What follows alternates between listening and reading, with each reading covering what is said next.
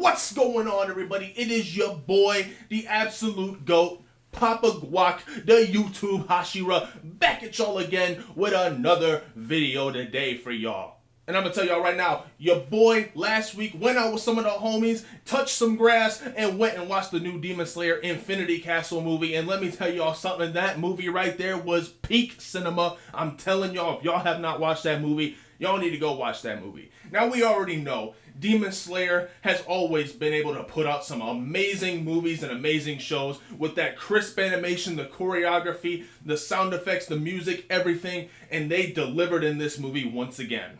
Now, it was never a question of whether they could put out a good series, and whatever your criticisms of the Demon Slayer story is, whether it's the characters, the story, or anything, you gotta give them credit where credit is due. The animation and everything in this movie and in the show has always been clean as hell, and it's been amazing, and it's one of the big selling points. They be having them animators working overtime to give us this peak quality right here.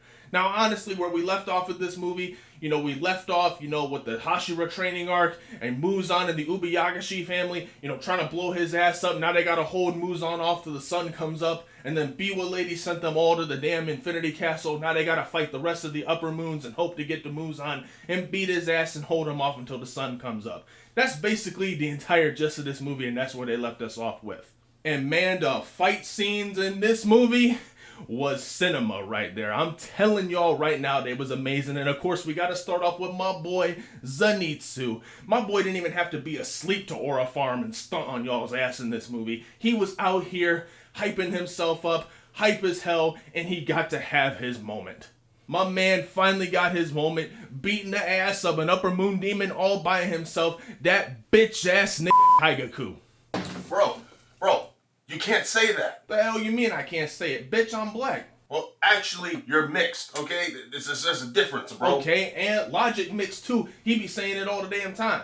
Okay, Ben from RDC be saying it too, and he mixed just like me. What did he do, head ass? So what the hell y'all talking about? Hell, that Amala bitch who worked, she probably be saying that shit too. And she worked for PragerU, and you already know they don't like black people. Okay, wait, hold on real quick. Hell, didn't y'all let Ray William Johnson say it years ago, and I know he ain't got an ounce of black in him. Damn, nigga! Look, bro, okay, look, that's all inconsequential right now. Look, you so close to 1,000 subscribers, the last thing I need you to do is get your ass canceled because you want to pop off at the mouth. You're lucky your grandmama ain't alive to smack the shit out of you for saying some shit like that. Bro, just chill the fuck out. Alright, bro, whatever. Look, just get the hell out of here before I have to hit you with the damn sound breathing, bitch. You want to try me? Alright, bro, I'm leaving. Motherfucker got me pulling the goddamn sword out. Where was we? Anyways, back to where we were. We already know that boy Kaigaku is a bitch. This man fucked over the Stone Hashira, and he fucked over Zenitsu. That's two side characters and they backstories that you fucked up, that you was a problem in. That's gotta be a record. But then again, I still haven't finished One Piece, and I hear them Celestial Dragon motherfuckers are some bitch-ass motherfuckers too, but y'all let me know in the comments about that. But if y'all really don't know who Kaigaku is, he was also one of the inheritors of the thunder breathing technique. Him and Zenitsu were supposed to carry it on for the old man that taught them, but Kaigaku was too much of a bitch, and the minute he saw Upper Moon and Upper Moon gave him some blood instead of dying with honor, this man sold his soul to the literal devil, or a demon here. This man sold out and became a damn demon and became Upper Moon 6 after they done got rid of Gyotaro and Daki. And this man left the old man so damn distraught that he committed seppuku by himself and then bled out and died a painful death for like 2 or 3 days. That's some crazy fucked up shit, and Zenitsu reminded him, and he like, bro, I don't care. Why should I be compared to a loser like you? I know all the breathing techniques, and you only know one. You only know the first form, which is the only form that he also doesn't know, which is why the old man has both of them to inherit the thunder breathing. But even though Zenitsu only know Thunderclap and Flash, the first breathing technique, it don't even matter because this man hit him with the 7th technique, a technique in which Zenitsu created all by himself. This man literally pulled out his own move to stunt on this man and chop his head off, defeating an Upper Moon demon by himself, showcasing the progress he's made over the course of this series. My boy Zenitsu has finally become a man. My man has went on to be Hashira level and beyond. My man's was killing it. But even then, after he hit him with this technique, he was worn out and passed out, and then Kaigaku was still talking shit. Yo, it don't even matter. He gonna fall to his death. We both gonna die. Fuck this man. And then my boy Yushiro came down. Like, I was literally laughing in the cinema with one of my boys. I'm like, Yushiro literally came out of nowhere, talked shit to Kaigaku, saved Zenitsu, and just left this man to disintegrate. Like, that was some cold shit right there. Fuck that boy Kaigaku, I'm glad he's dead. I hate that motherfucker. But all my hatred ended up going towards that boy Doma. I cannot stand this motherfucker Doma from the first time I seen him. When Akaza was beating his ass, when all the upper moons met up, he punched him in the damn mouth. I was praising this man because I could not stand Doma already. And that boy Doma, I hated him even more after this movie. Because the way he did my girl Shinobu, now let me tell you something. Shinobu is a bad bitch. Let me tell you something. Her breathing techniques and everything like that, the way she was going at him, having different poisons and all that shit. Literally, if you think about it, Shinobu was like the Mayuri Kurotsuchi of the Demon Slayer verse. Anybody else she would have went up against, she would have done cooked they ass. But she happened to be going up against the second strongest Upper Moon demon underneath Upper Moon 1. And she was out here giving it her all. Dance of the Centipede, everything like that was beautifully animated. She was putting up a fight against this man. Like I said, against any other demon, anybody else, except for like Upper One and Muzan, she would have been busting their ass, bro. I'm telling you right now, she was cold as fuck throughout this fight. But that boy Doma, his regen and everything, his techniques, his blood demon art, was just too much for her to handle. And the fact that this man literally going around having this flashback, talking about how he was seen as some religious figure as a kid by his parents, and he always thought it was stupid. He felt bad for people that would come to him back in his human days because he had, those bright, colorful eyes and this white hair. They praised him almost like a god, and then later on he became a demon and kind of still continues that thing. But man, I really don't care about this man's backstory. The real backstory we need to talk about is when Shinobu realized, when she met Doma, she realized this was the guy that killed her sister, who was at one point a Hashira herself. She had been searching for the demon that killed her sister, and she finally found her, and then it was Doma, and she gave him one hell of a fight. But ultimately, his regen and everything, his adaptability was just too much for her to handle. She was even sitting here wondering, like, damn, why the hell isn't my poison working against this guy? He grabbing her with his little ice powers and then hugging her, talking about, oh man, you did your best. I'm just finna absorb you and eat you now. That was some fucked up shit. Fuck Doma, I can't stand it. Now, I feel like she does have a plan for him, but like I said, I stopped reading the manga. I was reading the manga, actually. But I stopped reading it because I wanted to experience this movie. I wanted to experience everything, and I wanted to be surprised. Now, obviously, I haven't continued the manga from this point, so don't spoil it for me. But I have a feeling like there's more to it than, her just getting absorbed and dying. Regardless, though, she put up an amazing fight. The music, the choreography, the breathing techniques, the animation was all very, very well done, and she put up one hell of a fight. You go, Shinobu. You was the baddest bitch in Demon Slayer, in my opinion. But of course, we can't bring up this movie without bringing up the best fight in this movie. And that was my boys Tanjiro and Tomioka versus that boy Akaza. The man who took our beloved Rengoku away, he finally got to get these hands. Or these swords, I guess. But y'all get what I'm trying to say.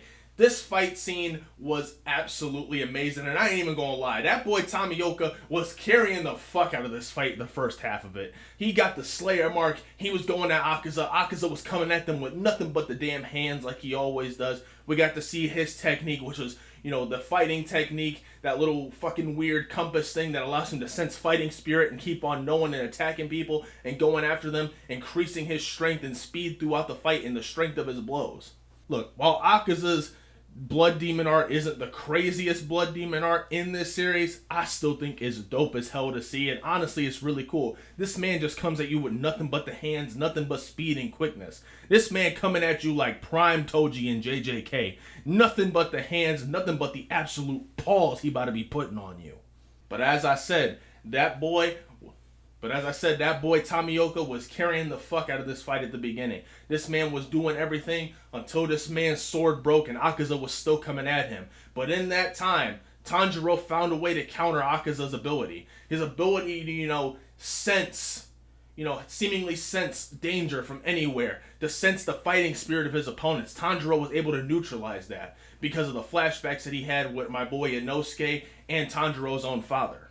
You see, Akaza senses the fighting spirit or the killing intent of his opponents, which is how he's able to dodge and counter all their abilities, even when they're coming from behind him. So Tanjiro had to enter what I believe was called the transparent world. The transparent world in which he could see, Akaza fighting. He could see his, his vital organs, everything like that. And in this way, he almost enters kind of into his own little ultra instinct type of thing. He's able to, go and attack Akaza without Akaza being able to sense his fighting spirit, going in without any real killing intent, or at least Akaza not being able to, sense his killing intent or his fighting spirit.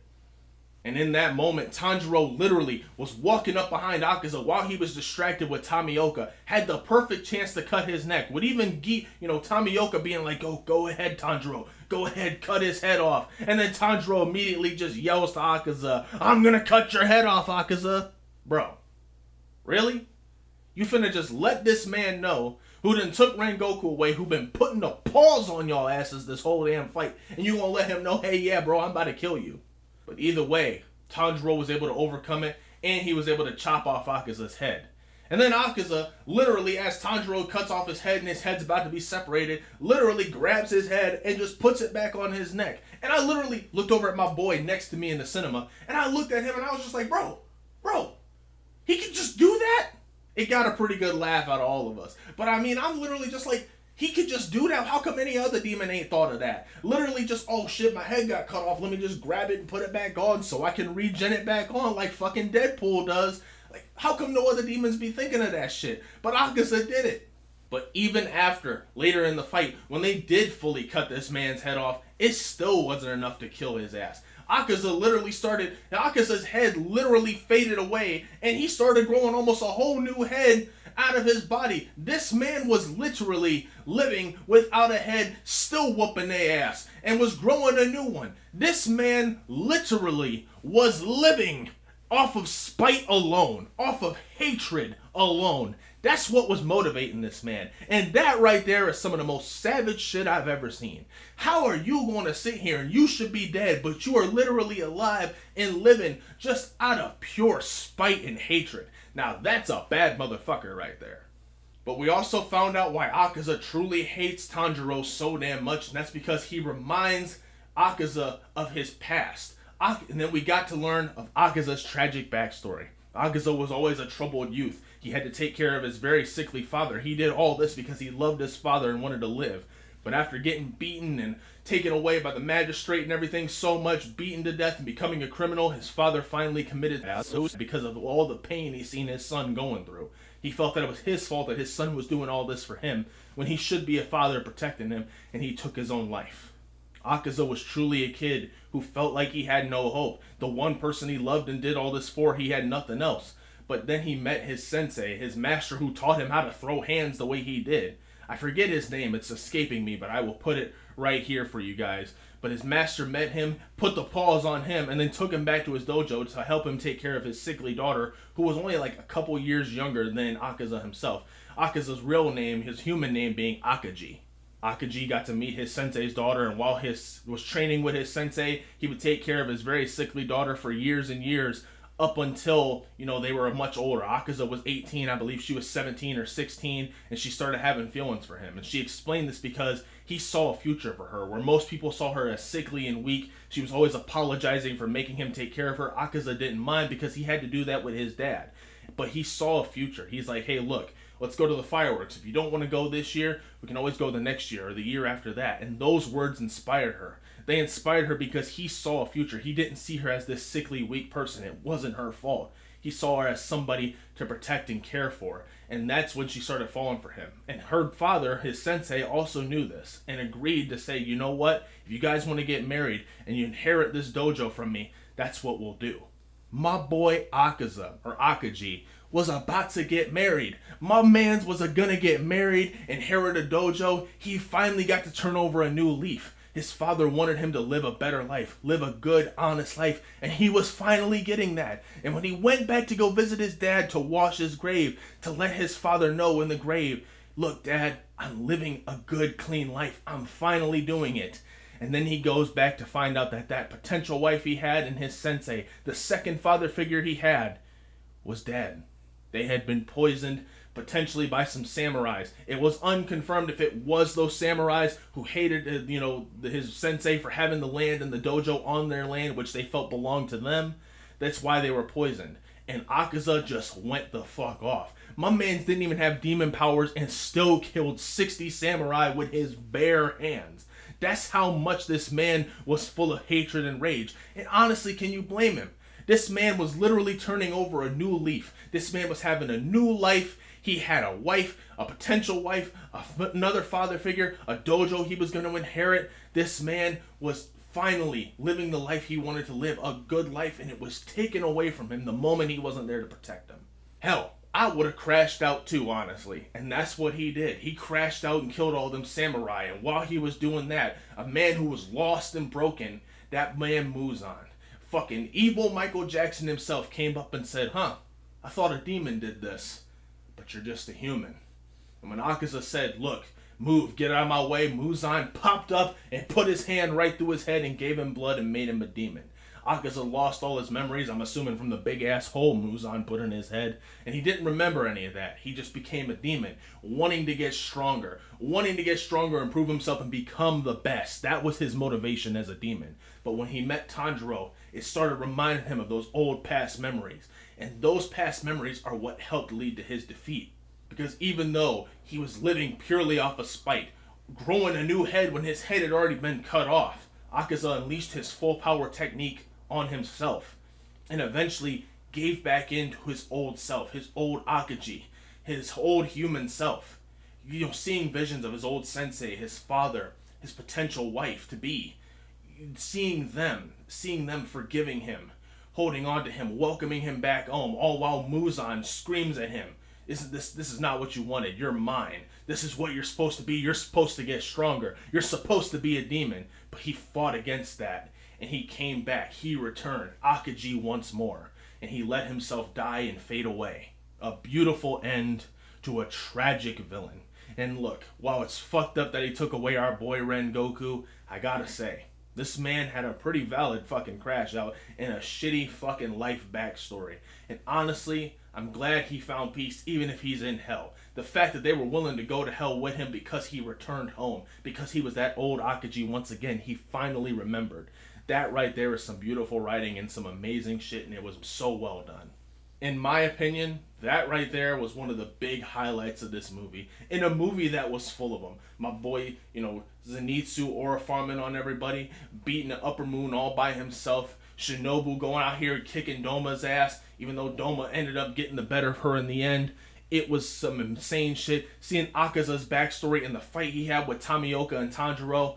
But you know what? And finally, coming back to his human self. Remembering who he was, who he truly was before Muzan turned him into this. And finally, the defeat of Akaza, fading away and letting himself die. It was amazing. It was awesome. It was peak cinema. And I cannot wait until we see the rest of this series and how it goes. Overall, this movie was absolutely amazing. And like I said, if you haven't seen it, you need to go and watch it because it was fucking amazing to watch. And it is an awesome experience. However, that's just my opinion. Y'all let me know what you think in the comments below. Anyways, that's it for today's video. Before you go, please consider subscribing to the channel, hitting that notification bell, also liking this video and sharing it with your friends. And let me know, what did you think of the Demon Slayer movie? Have you went to go watch it? Did you think it was awesome? Do you think it could have been better? Let me know what you think in the comments below. Anyways, I thank you guys for watching this video. More videos coming soon. I appreciate all the love and support on this channel. We're so close to 1,000 subscribers. Let's help us get there by subscribing and sharing these videos. And I'll see you guys in the next one. Peace out. Damn it!